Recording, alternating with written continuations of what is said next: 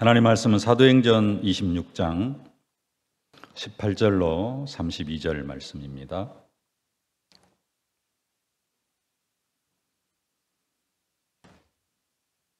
하나님 말씀 사도행전 26장 18절로 32절 함께 봉독하겠습니다.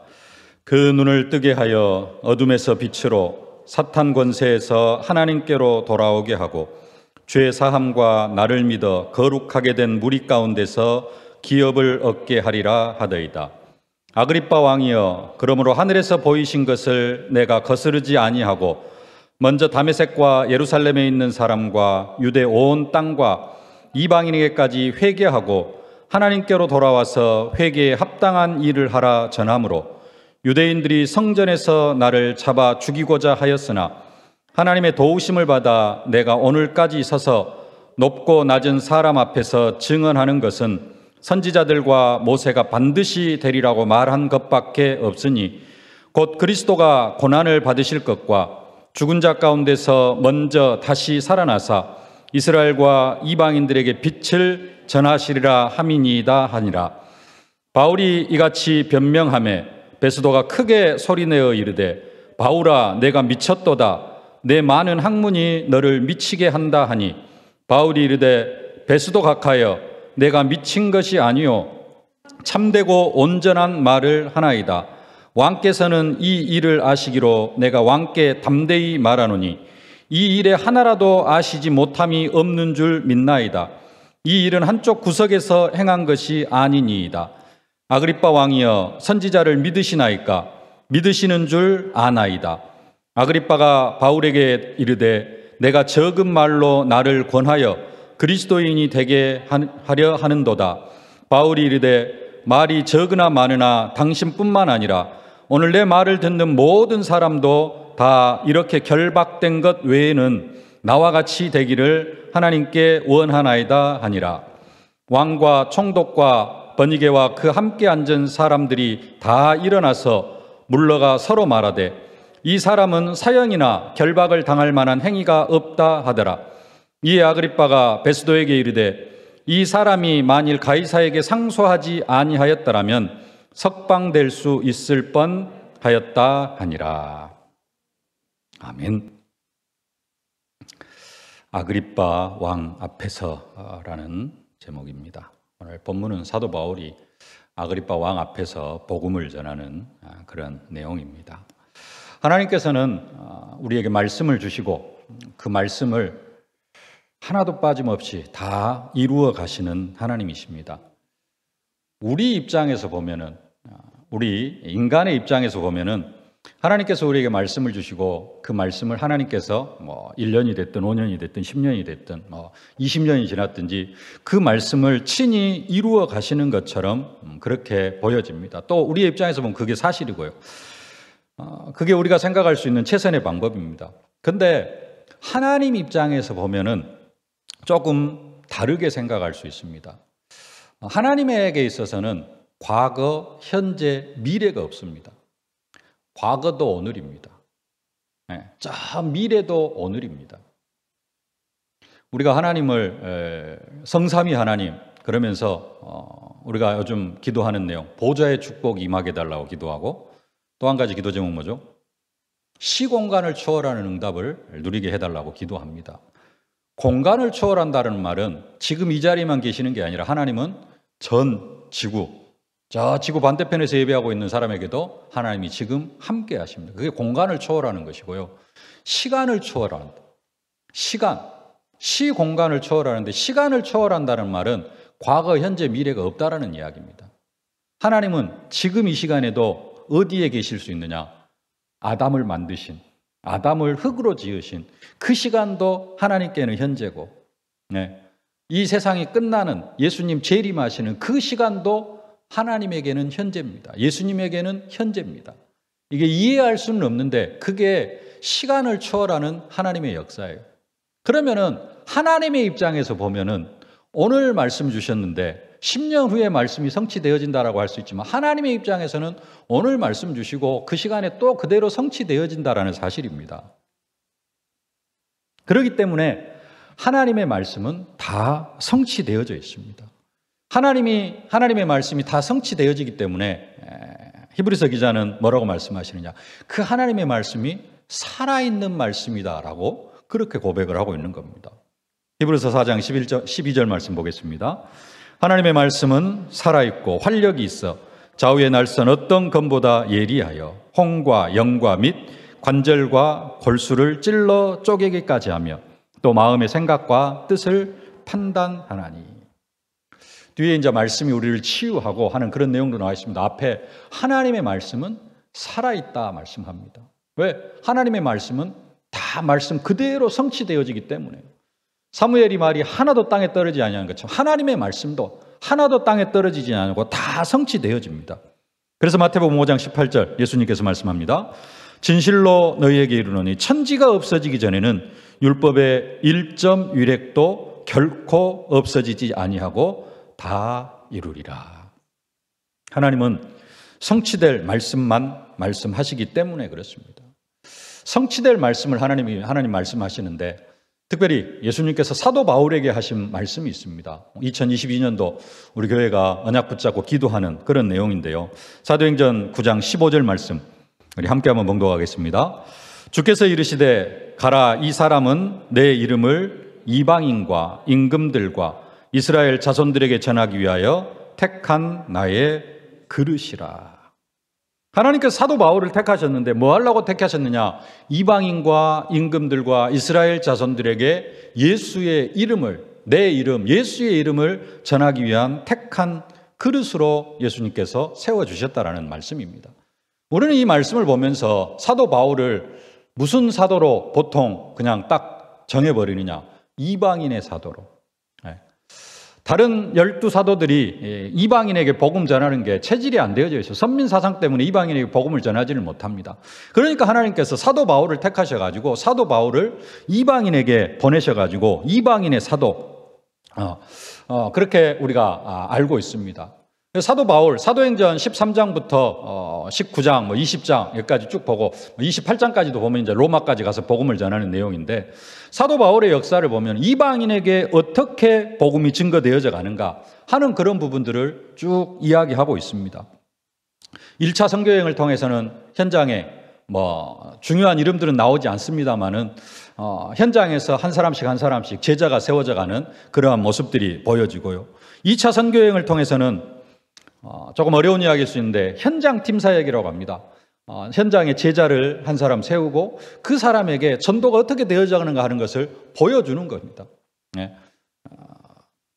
루디아, 야손, 브리스길라, 아굴라 부부를 세우고 이 사람들에게 현장의 일꾼들이 어떻게 예비되어져 있고 하나님께서 어떻게 전도의 문을 열어가시는가 하는 부분들을 직접 보여주셔요. 그게 이제 우리가 다락방에서는 현장 팀사역, 팀 합숙 이런 내용입니다. 3차 선교여행에서는 에베소 사역을 통하여서 2년 동안 두란노 서원에서 하나님 나라에 대해서 강론했다 그럽니다. 여기에서 이제 만들어진 게 우리가 선교사 훈련은 옛날 전도 신학원 이런 전도 훈련들을 만들어냈습니다. 이게 지금 사도 바울이 이런 부분들을 통해서 이방인에게 복음을 전파하고 이방인 지역에 교회가 세워져가는 그러한 부분들을 우리가 쭉 사도행전을 통해서 살펴봤습니다.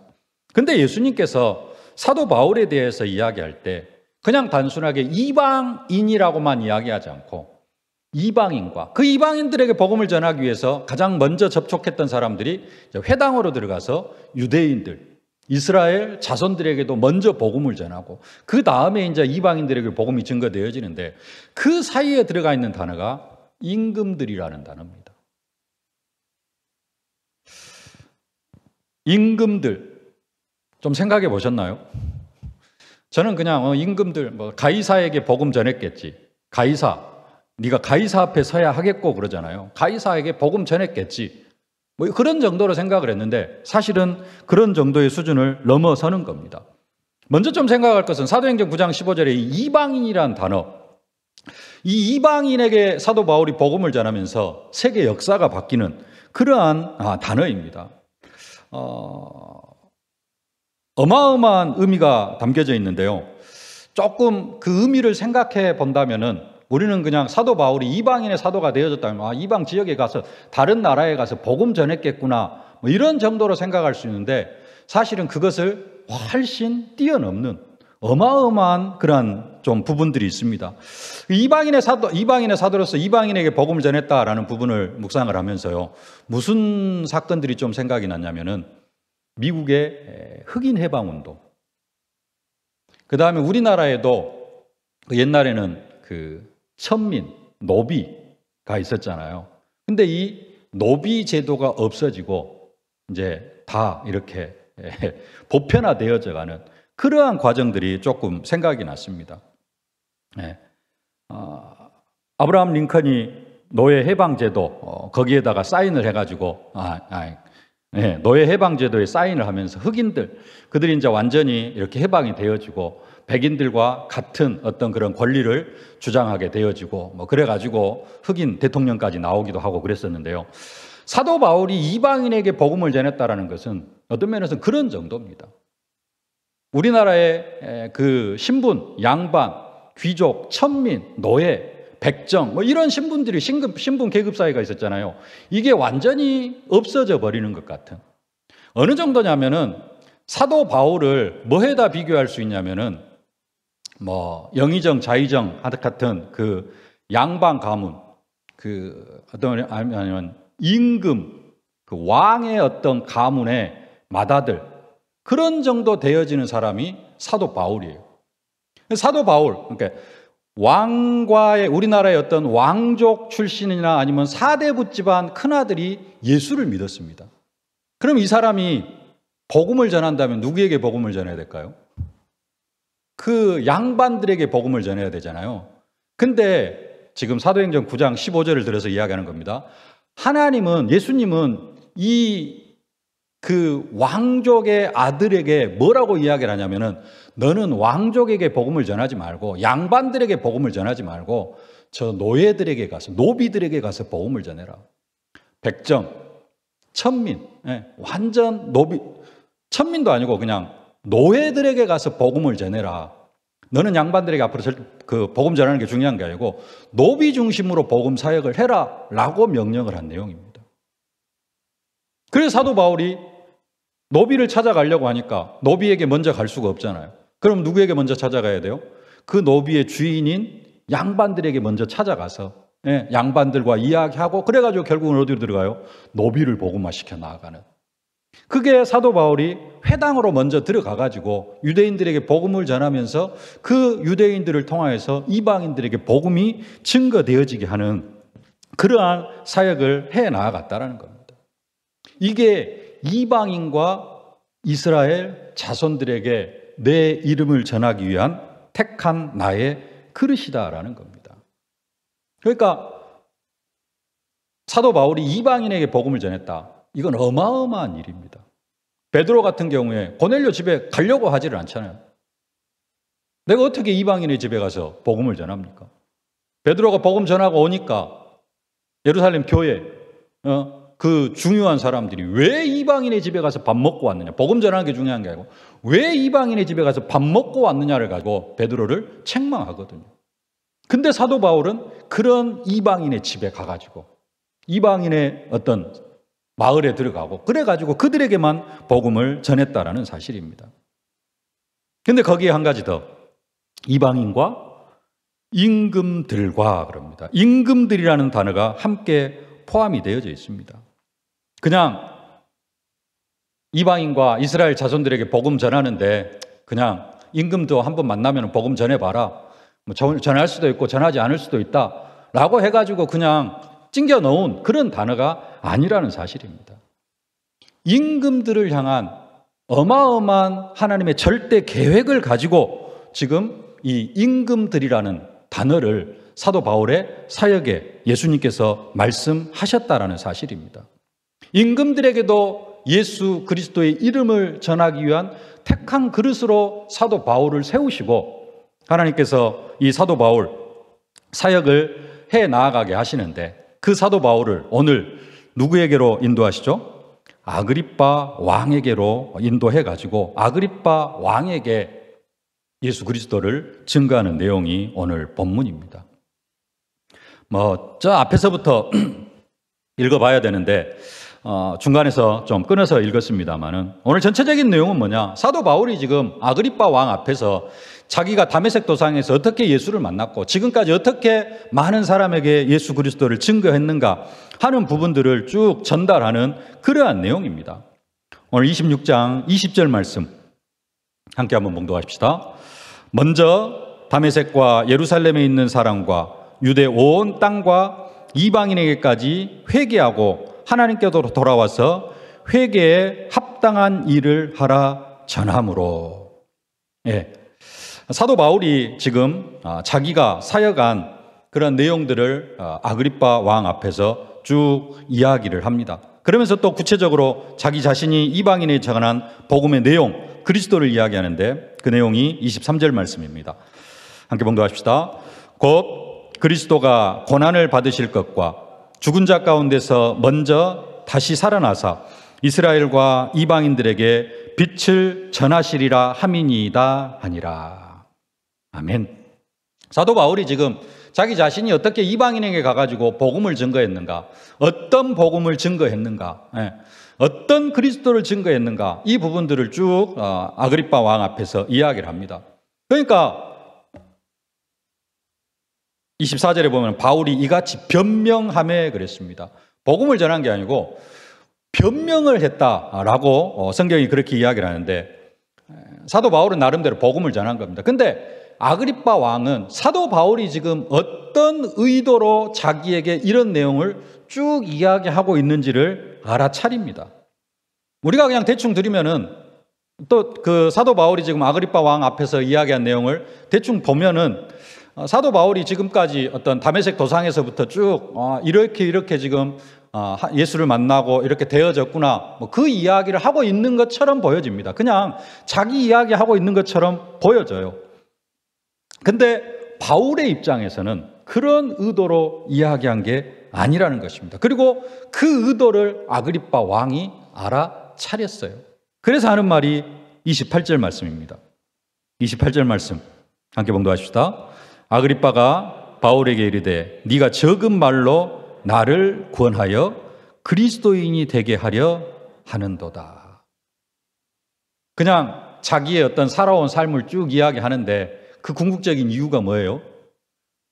내가 믿는 예수 당신도 믿어야 됩니다 라는 의도로 지금 쭉 이야기를 했고, 아그리빠 왕은 그 의도를 알아차려가지고 네가 지금 나로 예수 믿게 하려고 지금 이러고 있구나 라고 이야기를 했다라는 겁니다. 그래서 사도 바울이 그 의도를 이제 정확하게 이야기를 하는 게 29절 말씀입니다. 29절 말씀 함께 봉독하겠습니다. 바울이 이르되 말이 적으나 많으나 당신뿐만 아니라 오늘 내 말을 듣는 모든 사람도 다 이렇게 결박된 것 외에는 나와 같이 되기를 하나님께 원하나이다 하니라.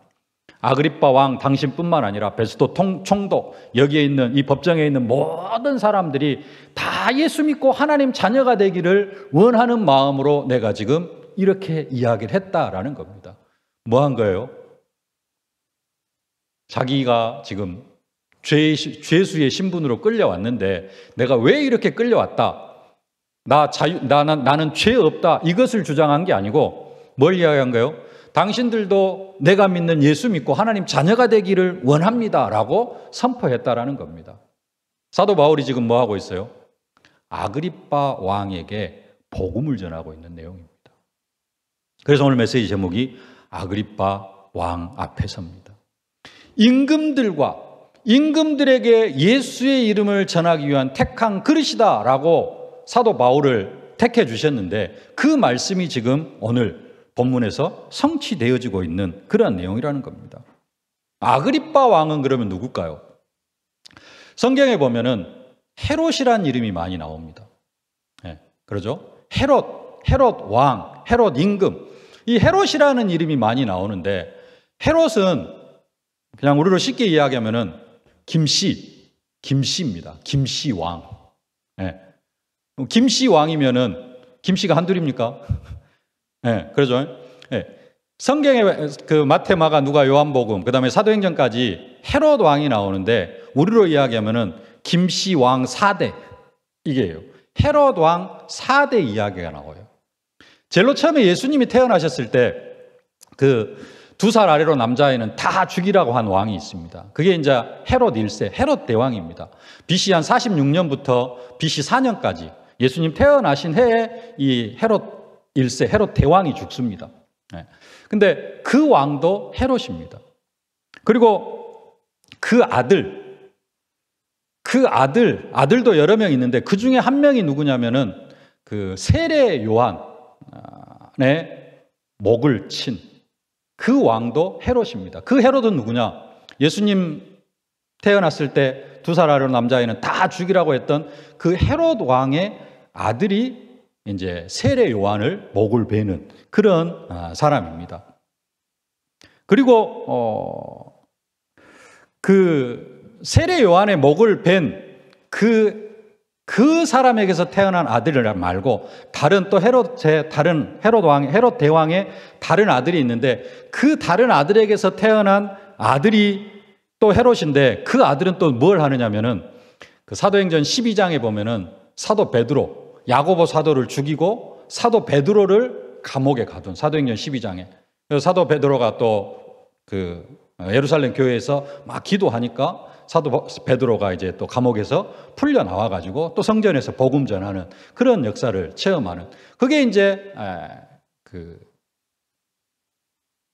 헤롯 왕인데 그게 이제 헤롯 아그리빠입니다. 헤롯 아그리빠. 그리고 그 헤롯 아그리빠 왕의 아들 아그리빠 2세 오늘 이제 성경에 아그리빠 왕이라고 나오는데요. 그 사도 베드로를 감옥에 가뒀던 그 왕의 아들 아그리빠 왕이 오늘 본문에 나오는 아그리빠입니다. 다른 데서는 또 이제 헤롯이라고 또 이야기하기도 합니다. 근데 아그리빠 2세 그 헤롯 왕에게 지금 사도 바울이 복음을 전하고 있는 겁니다.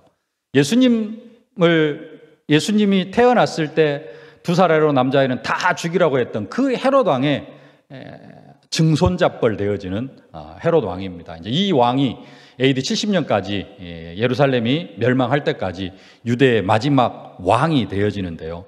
오늘 사도 바울이 임금들에게 내 이름을 전하기 위한 택한 그릇이다라는 그 말씀의 성취로 지금 사도 바울이 아그리빠 왕 앞에서 복음을 전하고 있는 사실이라는 것입니다. 그러면 사도 바울은 아그리빠 왕에게만 복음을 전했느냐? 왕은 아니지만 왕의 버금가는 권세를 가진 사람이 있는데 그게 누구냐면 바로 성경에 많이 나오는 총독들입니다. 총독. 대표적인 총독으로는 본디오 빌라도라는 총독을 아실 겁니다. 예수님을 재판한 총독 본디오 빌라도. 우리가 신앙 고백할 때마다 고백하는 본디오 빌라도에게 고난을 받으사 십자가에 못 박혀 죽으시고. 근데 사실 총독 본디오 빌라도는 예수님에게 죄 없다. 나는 저 사람과 무관하다. 나는 저 예수를 잡아 죽이는 것보다 가야바, 그 살인자 바야바를 놓아주기를 원한다. 그러니까 아니다. 예수를 십자가에 못 박아라. 그러니까 본디오 빌라도가 나는 그러면은 이 예수를 심판하는 것과는 나는 무관하다고 하면서 손을 씻어버립니다. 물로 손을 씻어버려요. 나는 여기에 재판하는 것에 관여하지 않았다라는 의미로. 하여간 그런 총독 본디오 빌라도가 있는데 그 뒤로 이제 그 총독 본디오 빌라도가 아마 이렇게 물러나고 이제 그 다음에 세워지는 총독들이 베스도 총독, 벨릭스 총독 이런 사람들입니다. 근데 이 사람들의 권위가 어느 정도냐? 이 사도 바울이 이제 예루살렘 처음 딱 들어왔을 때 3차 선교여행을 마치고 지난주 저지난주에 지금 이제 말씀을 통해서 사도 바울이 예루살렘으로 들어왔습니다. 그 예루살렘으로 들어올 때 사도 바울을 이렇게 재판하고 감옥에 가둔 총독이 벨릭스 총독인데 이 벨릭스 총독이 누구냐면은 인간관계가 어떻게 되냐? 벨릭스 총독 와이프 오빠가 이 아그리빠 왕이에요. 이해가 되시죠? 와이프의 오빠가 아그리빠 왕이에요. 총독하고 왕하고의 친척 관계가 보통 이렇게 되어집니다. 그러니까 총독도 거의 어느 수준에 있어요? 왕의 위치에 있어요. 네. 그래서 지금 총독하고 왕하고 함께 쭉 지금 넘어왔습니다. 앞에 보면은 왕이 이게 총독을 찾아오기도 하고, 왜 그래요? 자기 여동생이 지금 총독 와이프가 되어져 있으니까, 뭐 인척 관계니까, 동생 이런 관계니까 찾아오기도 하고 찾아가기도 하고 이런 관계 속에 있어요. 지나왔습니다마는 사도 바울은 누구 앞에서도, 베스도 총독 앞에서도 복음을 전하고 벨릭스 총독 앞에서도 복음을 전했어요. 거의 임금들의 버금가는 사람들에게 쭉 복음을 전했다라는 사실입니다. 그리고 나중에 누구에게까지 복음을 전합니까? 가이사 황제. 사실 그 사도행전에는 가이사 황제에게 복음을 전했다라는 내용은 없습니다. 가이사 황제에게 복음 전했다라는 내용은 없어요. 근데 사도 바울이 이렇게 고백을 합니다. 우리가 잘 아는 말씀, 사도행전 27장 24절 말씀. 바울아, 두려워하지 말라. 내가 가이사 앞에 서야 하겠고 또 하나님께서 너와 함께하는 자를 다 내게 주셨다 하였으니. 이 말씀이 앞에 있는 말씀은 좀 놔두고요. 뒤에 하나님께서 너와 함께 항해하는 자를 다 내게 주셨다 하셨으니. 사도 바울이 다음날 사람들 앞에 폭풍 때문에 이렇게 두려워하고 있는 그 사람들 앞에서 이 말씀을 하는 겁니다. 어젯밤에 여호와의 사자가 내게 나타나셔가지고 이렇게 말씀하셨다. 그러니까 여러분들은 뭐 해라? 안심하라. 나와 함께하는 여러분들을 다 내게 주셨다 말씀하셨다. 여러분들 276명은 한 사람도 생명에는 지장이 없을 것이라고 말씀하셨기 때문에 여러분들은 절대 죽지 않는다. 재물과 뭐 이런 어떤 그 무역할 그런 내용에는 손해가 있겠지만은 여러분의 생명에는 전혀 지장이 없을 것이다. 전혀 걱정하지 말아라. 이 말씀대로 멜리데 섬에 걸리고 276명 다 안전하게 육지에 상륙했습니다. 그러면은 뒤에 분만 성취되어졌을까요? 앞에 분은 성취 안 되어졌을까요? 여호와의 사자가 밤에 친히 사도 바울에게 하신 말씀인데, 말씀은 살아있고 처음에 서론에 말씀드렸던 것처럼 하나님의 말씀은 살았고 하나님의 말씀은 다 성취되어지기 때문에 사도 바울이 가이사 앞에 서서 복음을 증거했을 줄로 믿습니다.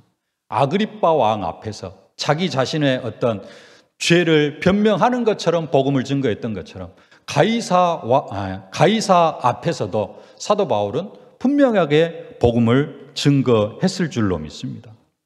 사도 바울은 아그리빠 왕 앞에서 복음을 전하고요. 또 가이사 시저, 로마의 황제 시저 앞에서도 복음을 전하고 총독 벨릭스와 총독 베스도 앞에서도 복음을 전하고요. 뿐만 아니라 사도 바울이 1차 선교 여행을 하면서 가장 먼저 갔던 데가 구브로라는 섬입니다. 바나바의 고향 구브로. 그 구브로에 들어가서 누구를 만납니까? 총독 서기오 바울이에요. 거기도 직분이 뭐냐? 총독의 직분입니다. 그 섬 전체를 책임지고 있는 총독 서기오 바울. 가장 먼저 복음 전하는 사람이 총독 서기오 바울입니다. 그 총독 서기오 바울이 또 복음을 듣고 회개하고 마지막으로 멜리데 섬에서 그 섬의 가장 높은 사람 버불리오에게도 복음을 전합니다. 어떤 면에서는 그 섬의 추장격, 그 섬의 최고 높은 사람, 임금은 아니라 할지라도 거의 섬에서 임금에 버금가는 그런 사람에게 사도 바울이 복음을 전합니다. 간단하게 살펴봤습니다마는 가이사 황제에게, 아그리빠 왕에게, 멜리데 섬에서 가장 높은 사람에게, 구브로에서 총독 서기오 바울에게, 베스도 총독에게, 벨릭스 총독에게 이렇게 사도 바울은 임금들과 왕들과 왕에 버금가는 사람들에게도 쭉 복음을 전하고 있다는 사실. 왜 사도 바울이 이런 사역을 감당해 나아갈 수밖에 없습니까? 하나님께서, 예수님께서 사도 바울을 부르실 때 그렇게 말씀하셨습니다. 이방인과 임금들을 말씀하셨어요. 그래서 임금들과 임금들의 버금가는 사람들에게 사도 바울이 이렇게 복음을 전하는 것을 볼 수가 있습니다. 바울에게 하신 하나님의 말씀이 그대로 성취되어져 가는 그러한 현장이라는 사실입니다. 바울에게만 그런 것이 아니라 우리에게 하신 말씀도 동일하게 그렇게 다 성취되어 갈 줄로 믿습니다. 하나님께서 내게 주신 말씀을 내게 주신 언약으로 붙잡은다면은 사도 바울이 임금들에게까지 복음을 전하게 하셨던 것처럼 우리들이 붙잡은 언약도 하나도 빠짐없이 다 성취시켜 가실 줄로 믿습니다. 근데 한 가지 생각할 것은 어떤 사람을 통하여서 그 언약을 성취시켜 가시느냐. 한 가지 붙잡을 단어가 있는데요. 복음화가 되어진 사람을 통하여서 그 언약을 성취시켜 가신다라는 사실입니다. 내가 아무것도 하지 않았는데도 우리를 통하여서 하나님의 말씀이 성취되어지는 그런 부분들도 있습니다. 어떤 부분들이 그러느냐. 진짜 절대 불가능. 복음 전하는 게 다 절대 불가능이겠습니다만은 그래도 진짜 절대 불가능한 것들은 내 능력, 내 수준, 내 조건과 관계없이 하나님께서 친히 하나님의 언약을 이루어 가시는 부분도 있습니다. 근데 많은 부분들은 언제 하나님께서 하나님의 언약을 이루어 가시느냐? 내가 복음화가 되어지는 만큼, 복음 깨달았다라는 정도가 아니라 복음화가 되어지는 만큼 하나님께서 우리를 사용하신다라는 사실입니다. 사도 바울은 하나님이 쓰실 만큼 복음화가 되어지니까 하나님께서 사도 바울을 쓰셨다라는 사실입니다. 처음에 사도 바울이 다메섹 도상에서 복음 받고 우리가 잘 아는 대로 막 복음을 전하려고 합니다. 근데 아무도 복음 받는 사람이 없어요. 그리고 복음 전하려고 하는 사도 바울을 죽이려고 하는 사람들이 생겨납니다. 그리고 10년 동안, 거의 10년 동안 길리기아 다소에 가가지고 복음 전하지도 못하고 그냥 좀 속된 표현으로 고향에서 썩혀 있는 그런 상태가 되어집니다. 근데 이 10년이라는 시간이 그냥 시간이 아니고 사도 바울이 복음화되어져 가는 시간입니다. 그 10년 동안 무슨 일이 있었죠? 사도 바울이 셋째 하늘에까지 갔다 오는 기도의 깊은 곳으로 들어가서 셋째 하늘에 다녀와가지고 어떤 응답을 받습니까? 육체의 가시 사탄의 사자. 이게 진짜 나의 문제가 아니라 내가 약할 그때가 곧 강함이라라고 고백할 수밖에 없는 그런 응답을 받는 겁니다. 복음화가 되어지는 것이죠. 그러면서 자기가 가지고 있었던 그 모든 어떤 신분, 과거의 어떤 자기가 자랑하려고 했던 그런 것들, 그런 부분들을 다 해로 여기고 폐설물로 여길 만큼 오직 예수, 복음화가 되어진 겁니다. 신분, 심지어 로마 시민권까지도 배설물로 여기고 이걸 가지고 이걸 사용하고 다니면은 뭐가 안 되어져요? 오직 예수를 누릴 수가 없다. 이것은 오직 예수를 누리는데 해가 되어질 뿐이다. 그만큼 사도 바울은 뭐가 되어졌어요? 복음화가 되어졌다는 사실입니다. 한 가지만 더 이야기하면은 사도 바울이 로마 감옥에서 죄수를 한 명 만납니다. 그 죄수는 신분이 종이었어요. 종이고 주인의 것을 훔쳐가지고 도망친 종이었습니다. 근데 그 종이 잡혔어요. 그래가지고 로마 감옥에 갇혔습니다. 잘 아시죠? 오네시모라는 사람이죠. 근데 이 오네시모에게 복음을 전하고 복음을 전하는 정도뿐만 아니라 이 오네시모가 사도 바울의 제자가 되어집니다. 그러니까 사도 바울이 정말로 필요하고 나에게 정말로 필요한데 그 종의 주인 빌레몬에게 이 종을 보내죠. 그리고 용서해 줘라. 이 오네시모가 빌레몬 당신에게 빚진 것이 있으면 내가 다 갚겠다. 그리고 종으로 대하지 말고 뭘로 대해라? 형제로 대해달라. 사도 바울은 그만큼 복음화가 되어졌다라는 겁니다. 그런 복음화가 되어진 사람을 하나님은 로마 복음화의 주역으로, 세계 복음화의 주역으로 사용하셨다라는 사실입니다. 그럼 조금 구체적으로 어떻게 되어지는 것이 복음화가 되어지는 것이냐? 요즘 계속 선포되어진 말씀으로 한다면은 항상 기뻐하라, 쉬지 말고 기도하라, 범사에 감사하라. 이는 그리스도 예수 안에서 너희를 향하신 하나님의 뜻이니라. 기뻐하고 감사하고 기도할 수 있는 사람. 이 사람이 복음화가 되어진 사람입니다. 다른 말로 이야기하면 각인 뿌리 체질이 완전 복음으로 바뀌어진 사람. 이게 복음화가 되어진 사람입니다. 어제 핵심 메시지하고 조금 연결시켜서 이야기하면은 복음화가 되어지면은 문제가 찾아와도 그 문제 속에서 낙심하고 좌절하고 갈등하는 것이 아니라 문제 속에서 답을 찾기 때문에 그 문제 속에서 답을 찾고 기뻐할 수 있는 사람. 그게 복음화가 되어진 사람입니다. 복음화가 되어지면은 갈등이 찾아와도 갈등 속에서 뭐 할 수 있어요? 기도할 수 있기 때문에 기도를 통하여서 갈등이 갈등으로 끝나는 갱신이 되어져요. 복음화가 되어진 사람은 위기가 찾아오면은 위기를 기회로 바꿀 수 있기 때문에 그 위기 속에서도 감사할 수 있는 사람. 복음화가 안 되어진 사람은 갈등, 위기, 문제 찾아오면 낙심하고 포기하고 원망하고 불평하고 이렇게 되어지는데 복음화가 되어지면은 기뻐하고 감사하고 기도가 되어지고 어제 전도자 말씀처럼 누가 나를 배신하면 사람이 그럴 수가 있느냐 막 그러는데 복음화가 되어지면 배신할 수도 있겠다. 사단에게 속으면 그럴 수 있지. 이게 복음화가 되어진 사람이라는 거예요. 이런 사람을 하나님이 세계복음화의 주역으로 사용하신다는 사실입니다. 말씀을 맺겠습니다. 복음화가 되어졌다. 그만큼 기도의 사람이 되어졌다는 사실입니다. 사도 바울이 이방인과 임금들과 이스라엘 백성들에게 예수 이름을 전하기 위한 택한 그릇으로 하나님께서 세우셨는데 그 하나님께서 이 시대의 우리를 237 5천 종족 복음화의 주역으로 세우셨습니다. 특별히 바울을 임금들에게 복음을 전하기 위한 사도로 세우시고 아그리빠 왕 앞에 또 가이사 황제 앞에 세우셨던 것처럼 뿐만 아니라 많은 총독들 앞에 세우셔서 복음을 전하게 하신 것처럼 237 5천 종족 복음화의 언약을 주신 하나님은 우리에게 그 언약을 이루어 갈 수 있도록 많은 다민족들 또 많은 사람들을 우리에게 붙여 주실 줄로 믿습니다. 이 응답은 누가 받을 수 있다? 어떤 면에서는 내가 전혀 기도하지 않아도 하나님의 절대 계획 속에 만나지는 그런 사람들도 있습니다만은 진짜 중요한 응답들은 뭐가 되어진 만큼 내가 복음화가 되어진 만큼 각인 뿌리 체질이 복음으로 바뀌어진 만큼 항상 기뻐하고 쉬지 말고 기도하고 범사에 감사가 되어지는 만큼 저와 여러분들이 하나님 앞에 쓰임받게 되어질 줄로 믿습니다. 이 응답과 축복을 누리는 주역들로 세워져 갈 수 있기를 주님의 이름으로 축복합니다. 살아계신 아버지 하나님, 은혜와 사랑을 진심으로 감사를 드립니다.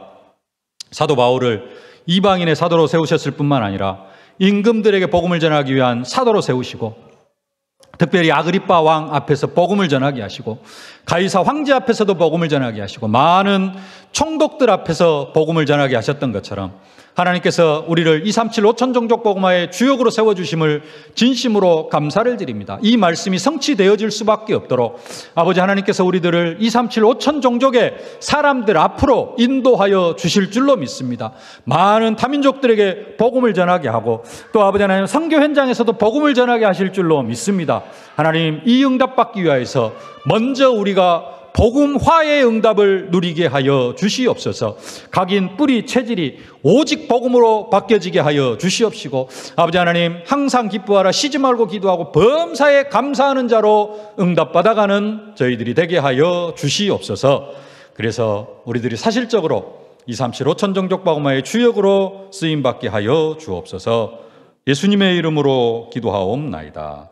아멘. 만왕의 왕이 되신 우리 구주 예수 그리스도의 은혜와 우리 아버지 하나님의 무한하신 사랑하심과 우리를 237 5천 종족의 증인으로 만들어 가시는 성령의 충만하신 역사가 237 5천 종족 복음화 70 제자의 말씀 주시고 그 말씀을 친히 이루어 가실 것을 믿고 오직 복음화 속으로 들어가기를 소망하는 모든 전도자들 머리머리 위에 저들의 가정과 자녀 현장 산업 기도 제목 위에 이제로부터 영원토록 항상 함께 계실지어다. 아멘.